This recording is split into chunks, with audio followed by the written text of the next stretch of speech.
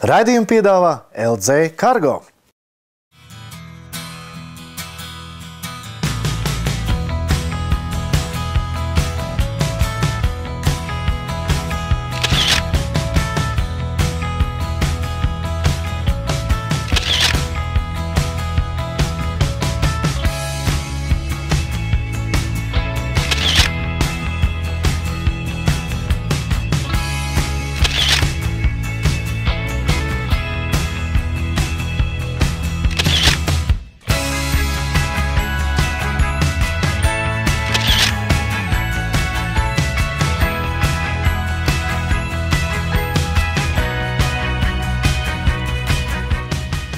Došos nelielā izbraukumā. Viens no maniem galamērķiem būs Latvijas kultūras vizītkarte.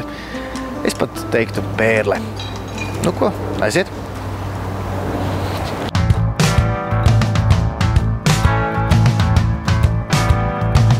Esmu nonācis Rundālē, bet stāsts nebūs tikai par pili.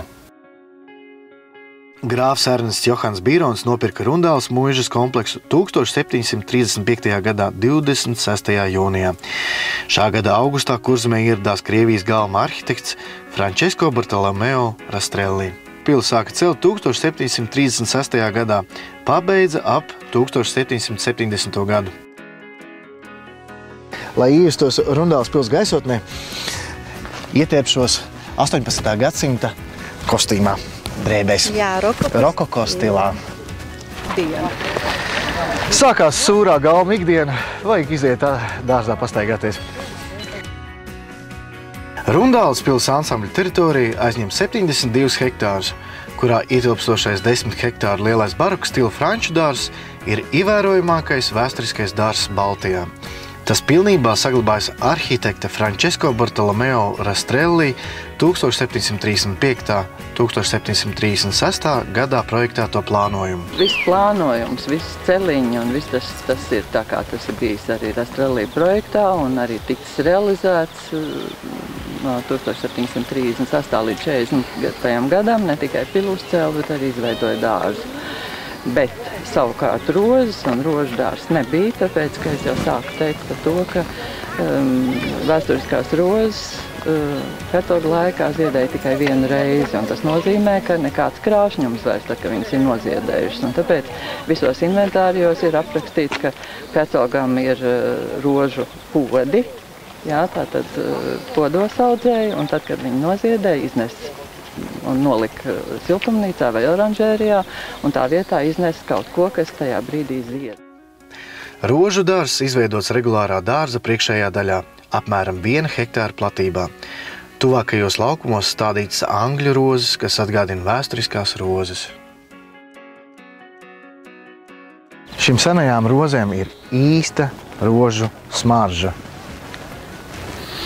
Viņi tiešām smaržo pēc rozes, un kā man teica, ka rozei arī pateicoties selekcijai var panākt dažādu to smaržu buķeti, bet šī ir īstena rožu smarža.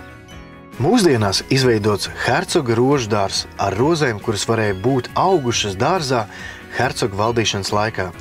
Šajā dārzā var apskatīt senākās pazīstamās rozes, kas ievestas Eiropā jau kopš krustu kara laika. Rožu laukumi veltīti arī pārējo pils īpašnieku laika iecienītām rozēm – grāfa Zubova rožu dārzs un 2 grāfu Šuvalovu rožu dārzi. Senā rožu krāsa izskatījās šādi.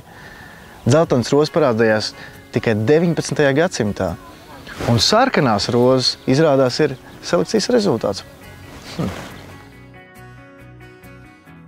Katrs rožu krūms šajā dārzā ir selekcionāri izliolots sapnis, un viņš ir piepildījies, un to var apskatīt šeit. Rožu dārzā 2012. gadā auga ap 2450 rožu šķirņu, no tām 670 vēsturisko, kopumā ap 12 000 stādu.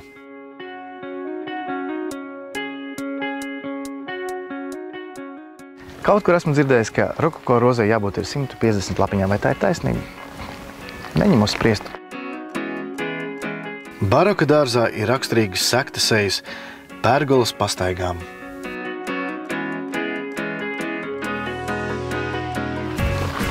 Nu, grūti iedomāties, kā te bija toreiz, bet es domāju, pēc tādas... Katram droši vien bija sava vieta, savs dārziņš, tāpatās ar laiku, kur viņš mīlēja atpūsties.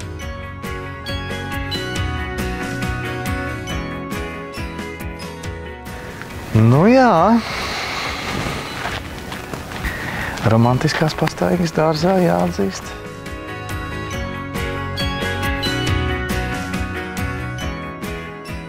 Hercogu laikos bija ieceri uzbūvēt 3 baseinus, bet tālāk par tādām ūdens tilpnēm viņš netika, ūdens basēniem. Bet mūsdienās viņa sapnis ir piepildījies. Un ir radīta šī strūplaka. Lai atbilstu tam laikam un tā laika prasībām, hercogam bija siltumnīcas. Mums ir zināms, ka hercogam viss, kas bija tur, zemeņu kociņi, dīģi kociņi, granātu kociņi, viss tas, kas ir bijis arī visur citur, protams, arī visi citrus augi, un viņam pat ir auguši arī persiki un aprikozes dārzā, un izturējuši līdz pat 19. gadsimta sākumam, ir aprakstīts vēl grāfa Zubo laikā, kad ir šie persiki, un ir tie apraksti, kādā veidā Latvijas apstākļos, lai varētu to izziemināt, ka speciāli gatavoja garos salmu segas, kuros tos persiku kociņus ietina, un izdevās tātad tajā brīdī noturēt dārzā arī šādas te augus. Tā kā viss bija tāpat kā Eiropā.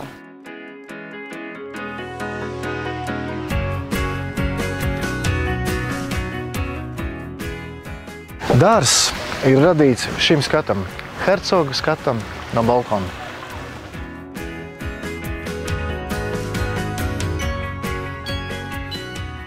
Cik vienlaicīgi šī pilē uzturējās cilvēku? Apmēram? Grūti pateikt. Parasti vienmēr ir tas apkalpojošos personāls ir liels. Un cik liels bija? Kādiem 100 cilvēkiem. Līdz 100 cilvēkiem, ja? Galveni.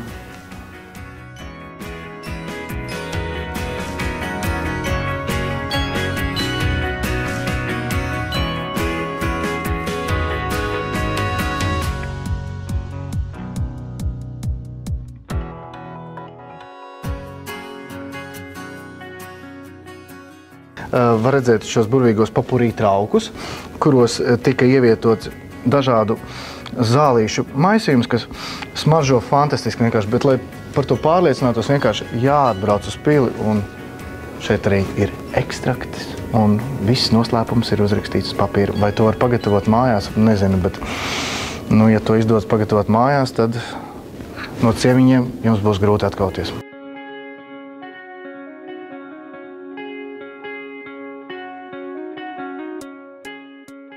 Kamēr hercogs devās tepat medībās, galmu dāmas palika mājās un darināja dažādus rokdarbus.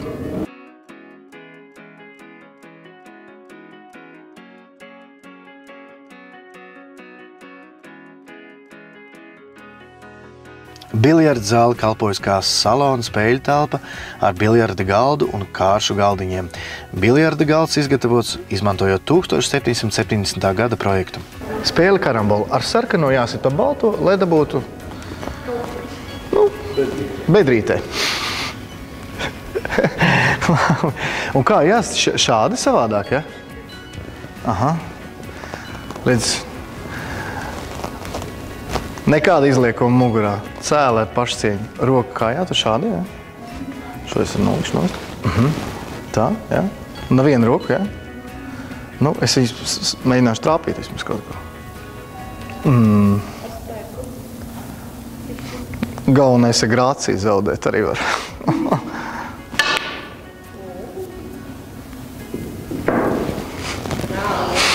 Tagad ņemiet karoti.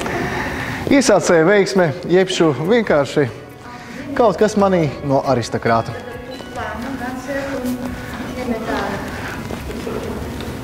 Un, lai dot tev iespēju arī uzsist ar šo kariotīti, bumbiņa tiek dabūta ārā.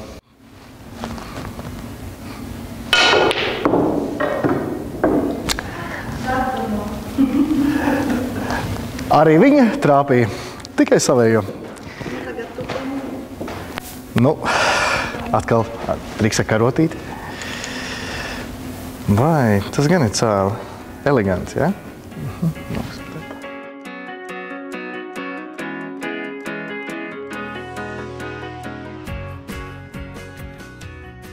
Tā, mēs atrodamies Rundāls pilī, bet patiesībā mēs atrodamies Puzas muižā, jo šie paneļi ir restaurētu Puzas muižas sienas. Un šie ir īstie rokoko laika galda piedarumi, kā arī šķīvi un viss pārējais.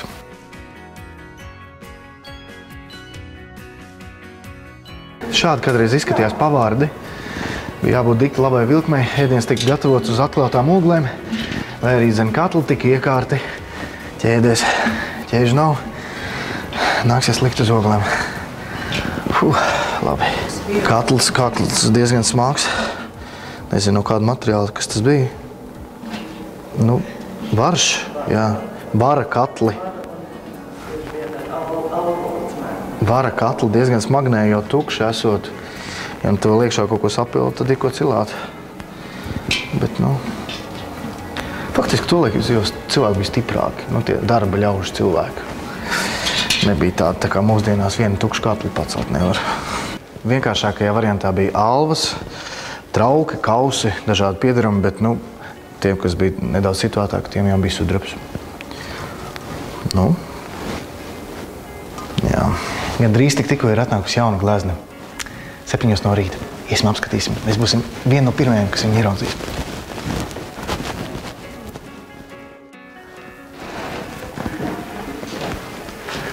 No kurienes viņa ir atnākusi? No Vīņas. Kīnskis.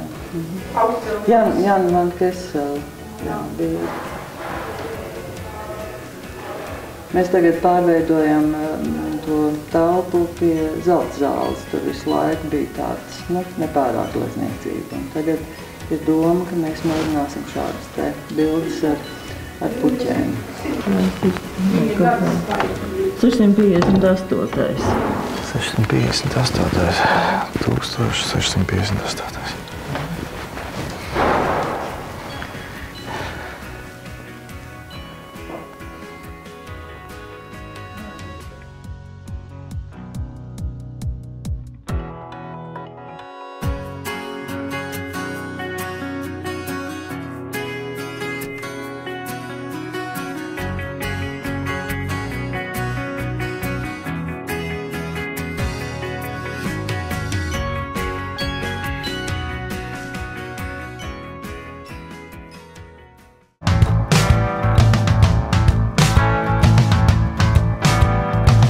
Esmu atbraucis uz Tomi pie veca paziņas Ivaru. Līdz šim man nekādi nebija sanācis kopā ar viņu pamakšķerēt, ne kopā, ne atsevišķi. Bet šī nu ir tā reize, kad esmu viņu sagaidījis un viņš mani vedīs uz dīķi makšķerēt. Pirmo reizi manā mūžā.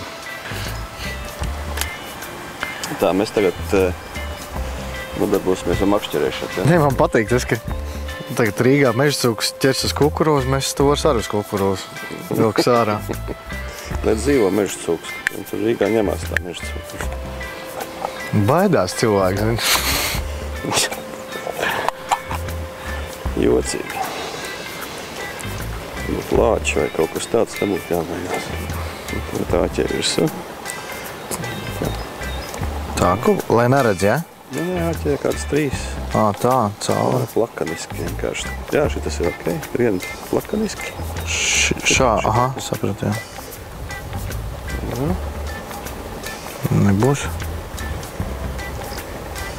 Nu, pietiks pie pirmās reizes. Tā. Tas nekas, ka viņi redz to āķi? Protams.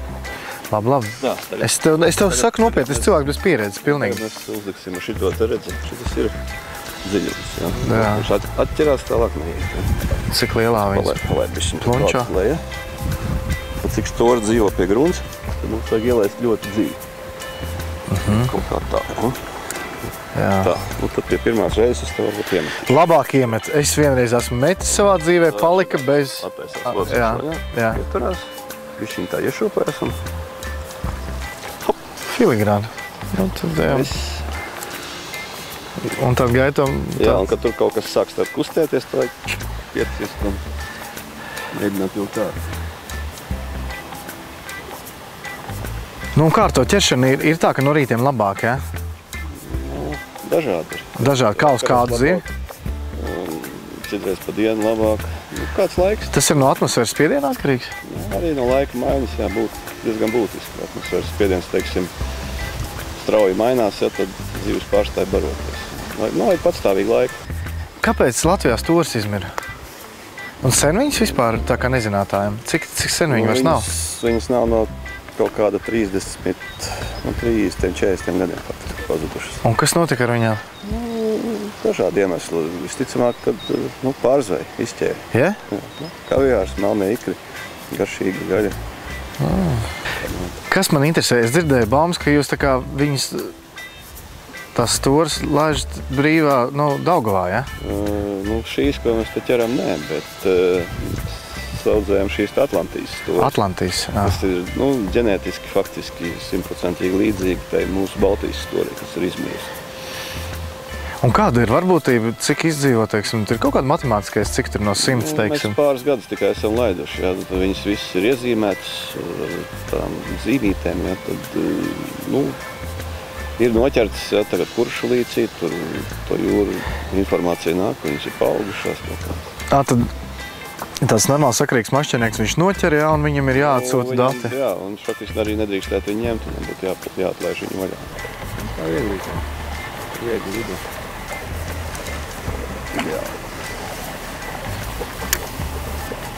Pietinam. Ikdienā pats daudz mīl makšķerēt, ja? Mīl. Šī brīdī būtu jāsāk interesēt. Ir tāda slimība. Ja? Un kā uz samiem arēja, tepat netālu Daugava? Visādām zīmēm. Tā. Veiklais. Perfekt.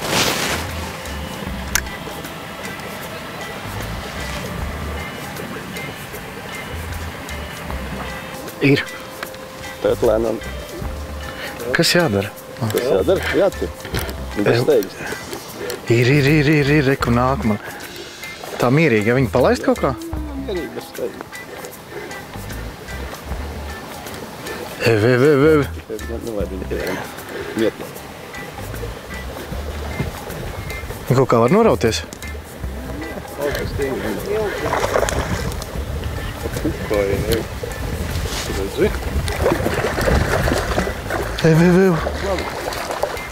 Pagačiča.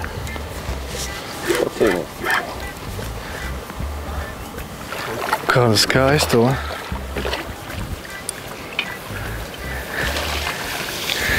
Vaigas.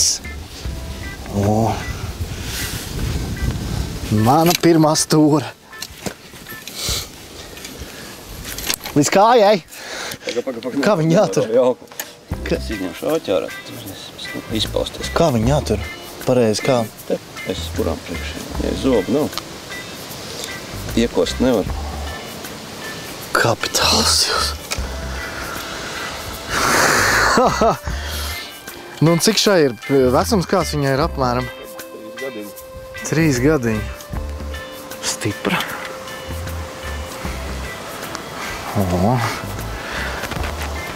Bet viņas ir, un cik liels viņas mēdz izaugt? Ļoti liels. Ļoti liels, vai ne? Es esmu 2 metri? 200-300 kg. Jā? Nopietni? 200-300 kg? Tad tu man vēl esmu tā... Tas bērniņš, vai ne? Stop. Nē, man liekas, ka prātīgākais viņa nav šitā ilgi rokās tur. Es viņu kaut kā varētu piezemēt. Kaut kā tu... Nemaz tik grūti nebija, ne? 200-300 kg, tas ir rektīgi cūka. Atlantijas stūri ir 350 kg. Pirmo jālaiž, jāievēlās vēlēšanas. Vecais triks, man liekas, būs. Vienkārši iebāz to staķu ūdeni, negrib rītni. Un viss, ja? Peldi pie brāļiem māsām. Tā, pagi, stop. Ka mēs neesam tik slikti. Briktiņ. Skaisti. Tas bija vareni. Jā, pavisam cits sajūts, protams, atkal būt šeit uz vietas un izbaudīt un redzēt to visu, tas pavisam kas cits. Jo to jau es par zivīm arī zināju, bet vairāk teorētiski. Tikpat teorētiski es māku spēlēt uz violas. Nu, labi, tur es vispār, to es neesmu mēģinājis vispār. Bet tā teorētiski man skaidrs. Bet te, kad tu esi uz vietas šeit, tad, nu, ir inčīgi. 45 grādi. 45 grādos vienmēr, jā, un jācenšas turēt un neforsēt, lai tā zivs noskrienās. Tu man komandē no malas taču. Iemet. Tu man pakomandē. Pastāst man par zivjaudzētāju, kā jums. Pagad, tūlīt man jau liekas, ka būs. No kura gada? 29. gada. Jā, 86. gads jau kopš audzētāji darbojās. Faktiski viņi arī strādājas visus šos gadus, izņemot kara laiku. Visi šie gadi ir bijuši kaut kādi resursu atjaunošanai tikai un vienīgi. Mazliks mēs saucam tā. Lielākās zivs ir vienmēr tā, kur tu neizvelc. Tā paliek perspektīvā, lai atgrieztos. Tas ir viss. Man jau pārīts norāvās.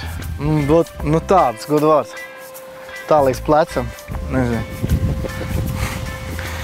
Gan drīz ievilk iekšā. Neticam, vai ne? Bīstam galvenais. Palaid auklu vaļā. Palaist auklu vaļā? Palaid.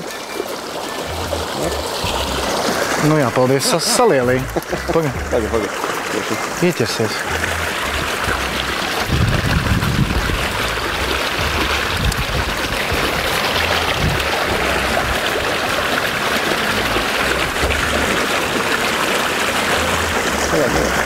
Pavisam? Pa straumīt, jā. Nu? Ir. Tikai baigi neforsē. Kur tas sačet?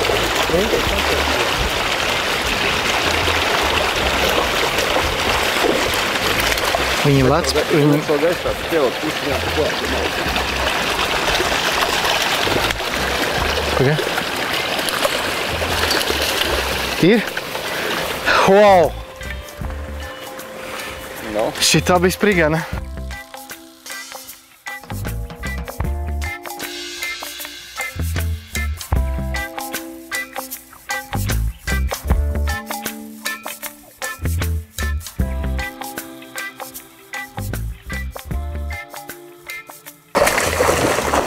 Aizgāja. Ir.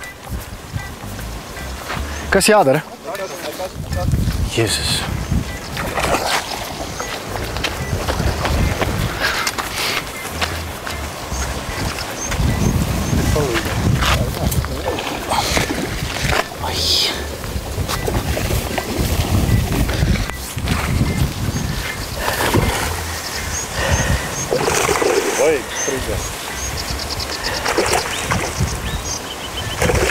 Tu kliedz, ja tev kaut ko jāpalīdz.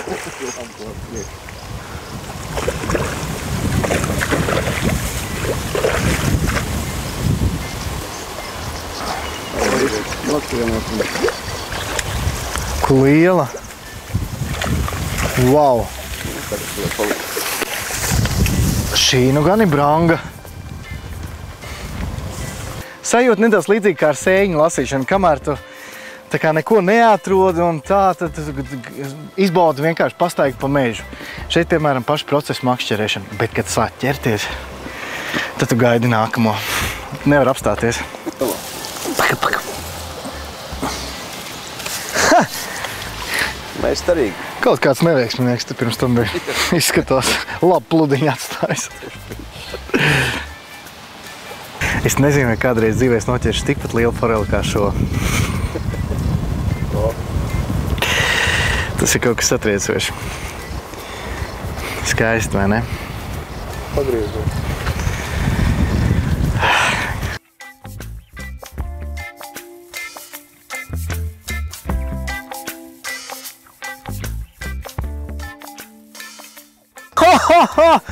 Jā, nu.